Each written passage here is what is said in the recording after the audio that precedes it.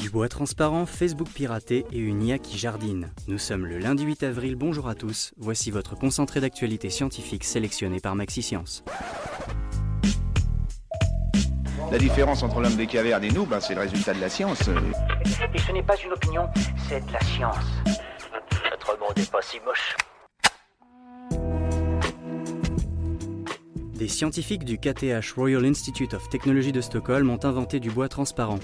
Le but ? Rendre la construction des bâtiments et maisons plus écologique. À terme, ce nouveau bois pourrait remplacer le verre, le plastique et même le ciment. Une île anti-tabac. C'est l'objectif de la petite île d'Astipalé en Grèce. Les habitants en ont eu assez de voir leurs plages jonchées de mégots.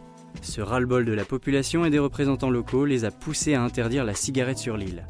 En France, 30 milliards de mégots sont jetés chaque année. Après les échecs, l'intelligence artificielle se met à la botanique. Développée par des chercheurs du MIT, l'IA a analysé les meilleures conditions de culture pour rendre naturellement plus savoureux des plants de basilic. L'objectif ? Aider les cultivateurs à s'adapter aux futures évolutions climatiques. L'Italie souhaite interdire l'abattage des loups. Plutôt que d'abattre ses prédateurs, le gouvernement souhaite faire coexister les loups et les troupeaux d'élevage. Reste encore à convaincre les associations d'agriculteurs.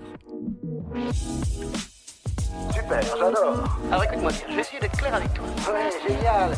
Guéries d'un cancer dans leur enfance, de nombreuses femmes restent stériles des suites de leur traitement. Mais des chercheurs ont peut-être trouvé la solution.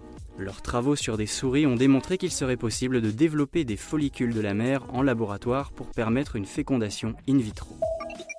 La tache rouge de Jupiter pourrait bientôt disparaître. Pour rappel, il s'agit d'un anticyclone géant qui, d'après les mesures effectuées par les différentes sondes qui ont approché la planète, réduit en taille. Il nous reste encore un peu de temps pour observer Jupiter telle qu'on la connaît. Facebook est à nouveau dans la tourmente. L'entreprise de sécurité informatique UpGuard Cyber-Risk a révélé une vulnérabilité qui a causé l'exposition de 540 millions de données utilisateurs et pas loin de 22 000 mots de passe non sécurisés accessibles à tous. Ce n'est pas la première fois que Facebook faillit à sa promesse de protéger les données de ses 2,3 milliards d'utilisateurs. Et si l'Atlantide devenait réalité ? Alors que le réchauffement climatique menace plus de 2 milliards d'habitants sur les côtes, l'ONU a exprimé son soutien au projet Oceanics City. L'idée un peu folle de créer une ville autonome et écologique composée de plateformes flottantes, chacune pouvant accueillir jusqu'à 300 occupants. C'est tout pour aujourd'hui. Vous êtes en moyenne 2000 à nous écouter chaque jour, merci pour votre fidélité.